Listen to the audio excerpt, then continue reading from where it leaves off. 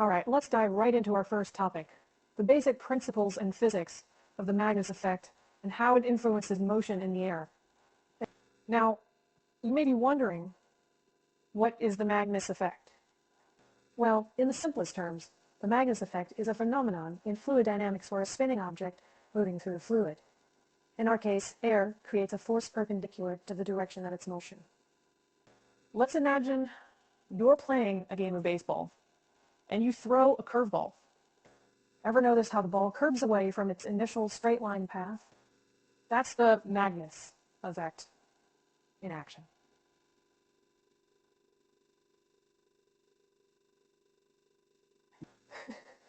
As the ball spins, it drags some air with it on the side that's moving in the same direction as its forward motion. This creates a high-pressure area. On the other side, where the ball's spin opposes its forward motion, the air isn't dragged along as much, creating a low-pressure area. This difference in pressure generates a force that pushes the ball sideways, causing it to curve. In the context of aviation and Magnus Effect vehicles, this force can be used to create lift. If a cylinder, the main component of a Magnus Effect vehicle, is spinning fast enough, it can generate enough lift to overcome the weight of the vehicle, allowing it to fly. However, the Magnus Effect isn't just about spinning fast. It's also about spinning right. The direction of the spin determines the direction of the lift. In other words, if you want your Magnus Effect vehicle to go up, you need to spin your cylinder in a way that the lift force is directed upwards. It's fascinating, isn't it? The Magnus Effect shows how something as simple as a spinning object can have such complex and useful implications, especially in the realm of aviation. But as we'll see in our next topic, turning this principle into practical application has had its fair share of challenges. Moving on to our second topic, we're going to delve into the historical attempts and designs involving Magnus Effect vehicles. There's certainly some fascinating history here, so buckle up. The Magnus Effect, named after the German physicist Heinrich Gustav Magnus, who first described it in 1853, has been around for a while. But the first recorded attempt to use this effect for flight didn't occur until the early 20th century. In 1910, a German engineer named Anton Flettner built a ship with rotating cylinders instead of sails, which was quite revolutionary at the time. He then moved on to experimenting with aircraft, designing the Flettner Florida II helicopter during World War II, where the Magnus Effect is utilized to control the aircraft's motion. However, Flettner's designs, while innovative, were not without their issues. The power required to spin the cylinders was significant and often outweighed the aerodynamic advantages. Despite this, Flettner's work laid the foundation for future attempts at Magnus Effect vehicles. Fast forward to the 1970s, an American inventor named James G. Fulton Jr. patented a design for an aircraft that used the Magnus Effect for lift. His design, called the Fulton Amphibian, had two large spinning cylinders that generated lift as they spun, similar to how a traditional airplane wing generates lift. But again, the power needed to spin those cylinders proved to be a significant hurdle. More recently, in 2010, a Japanese team designed and built a Magnus Effect vehicle called the Megafly. It was a small remote control vehicle with a spinning cylinder that could fly for a little while at least. The Megafly demonstrated that Magnus Effect flight was possible, but it also underscored the challenges associated with it. So, as you can see, the history of Magnus Effect vehicles is filled with novel ideas and daring attempts, but also with significant challenges. It's a testament to human ingenuity and our relentless pursuit of flight, a journey that continues to this day. All right, let's move on to our third topic, the technical challenges and limitations associated with the Magnus Effect in aviation. Now, while the Magnus Effect is a fascinating phenomenon with some intriguing potential applications in flight, it is not without its difficulties. One of the most significant challenges in using the Magnus effect for flight is the power requirement.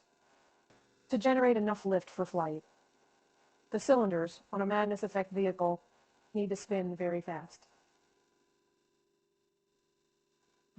This requires a lot of energy, and the power-to-lift ratio is often less efficient than traditional fixed-wing or rotary-wing aircraft. Another hurdle is the issue of stability. In a Magnus effect vehicle, the lift is generated by spinning cylinders, as we've discussed. This can create some unique stability issues. For instance, any changes in the rate of spin can affect the amount of lift, making it harder to maintain a steady altitude. Then there's the matter of control. Traditional aircraft use a variety of control surfaces like ailerons, elevators, and rudders to alter their flight path. But in a Magnus effect vehicle, control is tied to the spin of the cylinders, which can make steering and maneuvering a bit more complex. And finally, there's the problem of size and practicality. To generate enough lift, the spinning cylinders need to be quite large in relation to the rest of the aircraft.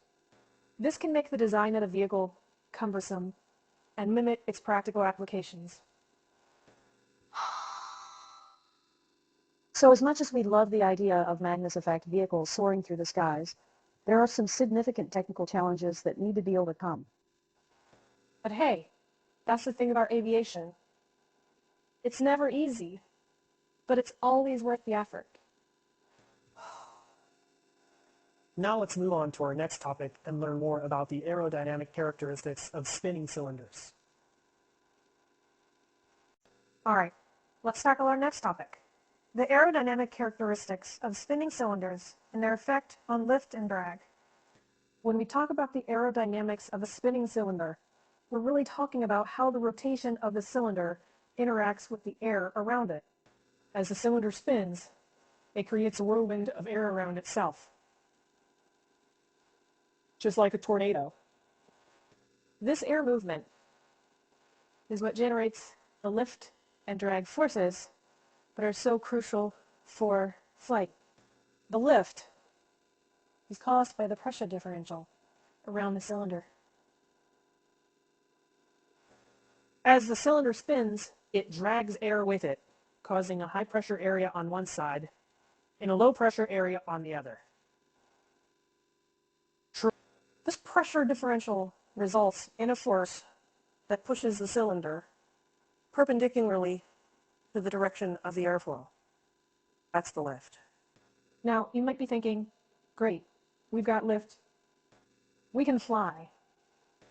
But hold on, there's a catch. Along with lift, the spinning cylinder also creates drag.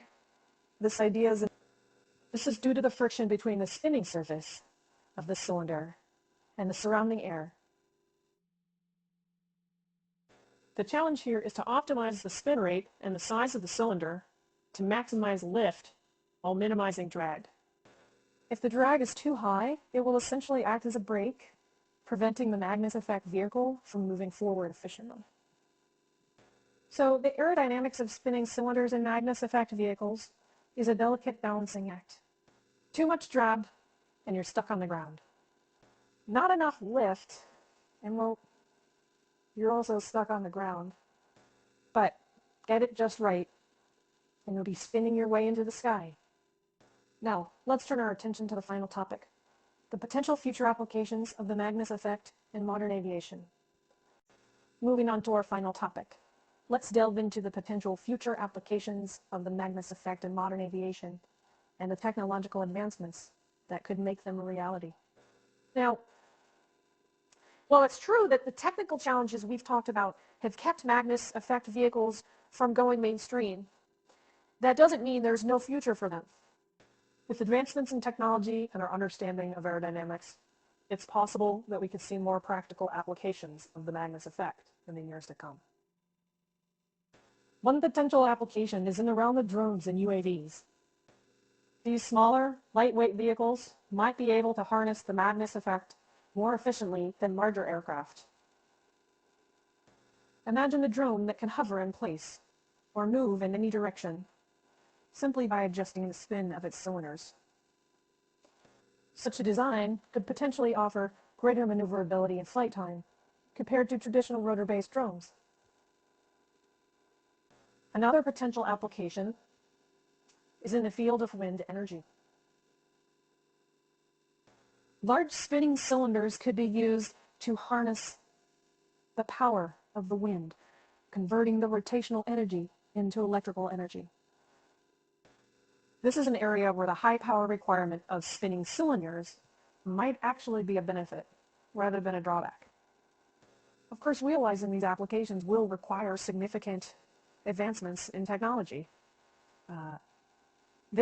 Lightweight materials, efficient power systems, and advanced control algorithms are all areas where progress will be necessary.